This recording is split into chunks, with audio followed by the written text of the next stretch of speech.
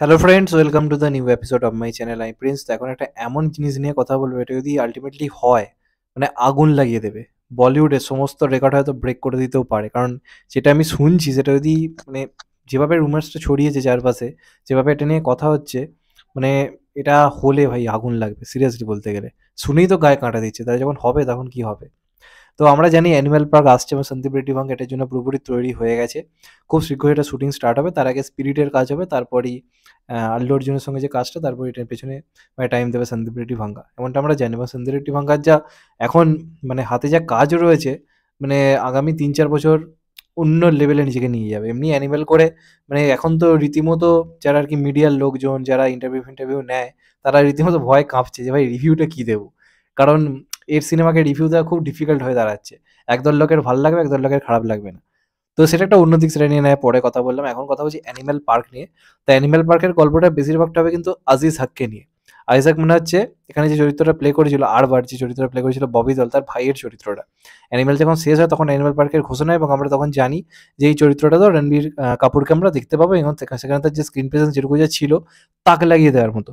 মানে রণবীর কাপুর যখন এলো আজিজ হয়ে, ভাই ভোলা যাবে না। রোলেক্সের পরে সম্ভবত সবথেকে ব্রুটাল ভিলেন আমরা হয়তো পেতে চলেছি এমনটা। এবং অ্যানিম্যাল পার্কের গল্প ভয়ঙ্কর হবে। এখন থেকে অলরেডি কত থিওরি বেরোচ্ছে। সিনেমা আসতে এখন হয়তো ২-৩ বছর দেরি, কিন্তু এখন থেকে লোকে থিওরি বানাচ্ছে। আপনারা যদি দেখেন ফেসবুকে ভর্তি। ইতিমধ্যে একটা খবর উঠে আসছে, আমরা যদি দেখি যে একটা টাইমে এসে যে চরিত্রটা প্লে করেছিল তৃপ্তি ডিমরি, সে রণবীর কাপুরকে জানায় যে আরবারের একটা ভাই রয়েছে যার নাম হচ্ছে আজিজ, যাকে পুরো দেখতে বানানো হচ্ছে রণবীর কাপুরের মতো, মানে রণবিজয়ের মতো। তো সেই চরিত্রটা নিশ্চয়ই আগে একটা অন্যরকম লুক ছিল, তারপর তাকে সার্জারি করে অন্যরকম বানানো হয়। এই যে আগের লুকটা, মানে রণবীর কাপুর হয়ে ওঠার যে আগের লুকটা আজিজ যেটা প্লে করেছিল আর কি, তার আগের যে লুকটা, সেই চরিত্রটা খুব সম্ভবত শাহিদ কাপুর প্লে করতে চলেছে এবং বেসিক্যালি ওটা একটা ক্যামিও টাইপের চরিত্র হবে। তো সেই চরিত্রটা আমরা শাহিদ কাপুরকে দেখতে পাবো এবং শাহিদ কাপুরের প্লাস্টিক সার্জারি হয়ে ওই চরিত্রটা ট্রান্সফরমেশন হয়ে সেটাকে দেখতে রণবীরের মতো উর্ফ রণবীর কাপুরের মতো দেখতে পারে না, এমন একটা পরিকল্পনা কিন্তু করা হচ্ছে। এবং যদি এটা হয় দারুণ ব্যাপার হবে, কারণ এর আগে সন্দীপ রেড্ডি ফাঙ্কা ভার্সেস শাহিদ এসেই 280 কোটির বক্স অফিস এনে দিয়েছিল। তাও একটা এ রেটেড সিনেমা হয় কবির সিং, এবং সেখানে তাকে যেভাবে প্রেজেন্ট করা হয়েছিল শাহিদ কাপুরের ওই অবতার কেউ দেখেনি। আজ মানে এখন অব্দি কেউ ওইভাবে প্রেজেন্টই করতে পারেনি শাহিদ কাপুরকে। তো যে কারণে শাহিদ প্লাস সন্দীপ রেড্ডি ভাঙ্গা এটা একটা এমনি একটা আমাদের কাছে ইমোশন। তো সেখানে সেই সিনেমাতে যদি এমনি সিনেমাটার হাইপ এখন চরম লেভেলে, রিলিজের ২-৩ বছর আগে থেকে হাইপ অন্য লেভেলে, রিলিজের টাইমে হাইপ কোথায় পৌঁছাবে বুঝতে পারছেন? তো সেই সিনেমায় যদি আমরা রণবীর কাপুরের প্লে করা চরিত্রটার আগের পার্টটাতে, মানে সার্জারি হওয়ার আগে যদি মানে শাহিদ কাপুরকে দেখা যায়, আই থিঙ্ক সেটা বিরাট বড় একটা ব্যাপার হবে এবং শাহিদ কাপুর ফাটিয়ে দেবে জাস্ট। কারণ চরিত্রটা কিন্তু আগেও এরকম সাইকোপ্যাথ টাইপেরই চরিত্র ছিল। ওকে নিয়ে ব্যতিব্যস্ত ছিল ওর দাদাও, আরবারও কিন্তু ব্যতিব্যস্ত ছিল যে ও খুব ভয়ঙ্কর।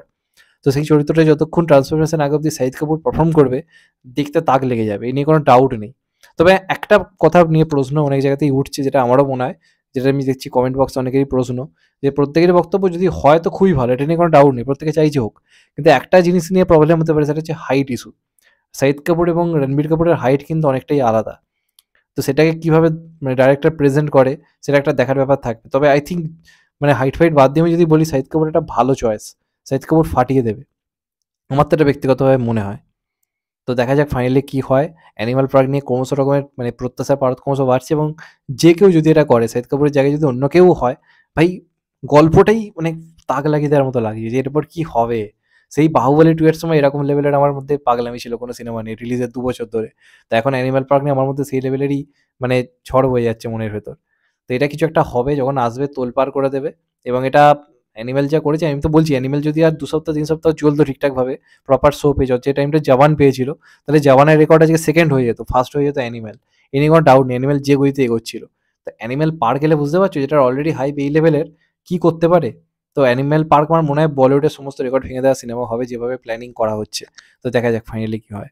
তো এটাই ছিল বেসিক্যালি আজকের আপডেট। চ্যানেলটা নতুন হলে চ্যানেলটাকে সাবস্ক্রাইব করে দিও and get the bell icon. ভালো থেকো সবাই, টেক কেয়ার ভাই। এখনো তো ভাই সবাই ভালো থেকো, সুস্থ থেকো, নমস্কার, টেক কেয়ার, আবার দেখা হবে।